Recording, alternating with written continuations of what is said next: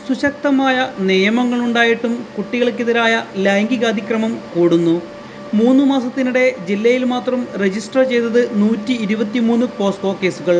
നഗരത്തിൽ 53ഉം റൂറലിൽ 70 കേസുകളുമാണ് രജിസ്റ്റർ ചെയ്തതെന്ന് സംസ്ഥാന ക്രൈം റെക്കോർഡ്സ് ബ്യൂറോയുടെ കണക്ക്. ഈ വർഷം ജനുവരി മുതൽ മാർച്ച് വരെയുള്ള കണക്കാണിത്. പോക്സോ കേസുകൾ കൂടിയ രണ്ടാമത്തെ ജില്ലയാണ് കോഴിക്കോട്. കൂടുതൽ തിരുവനന്തപുരത്താണ് 174. സംസ്ഥാനത്താകെ 1201 കേസുകളാണ് ഈ വർഷം രജിസ്റ്റർ ചെയ്തത്. കഴിഞ്ഞ വർഷം സംസ്ഥാനത്തുണ്ടായ 4594 പോക്സോ കേസുകളിൽ 460ഉം കോഴിക്കോട് ജില്ലയിലാണ്. മൊത്തം കേസിന്റെ 10%മാണിത്.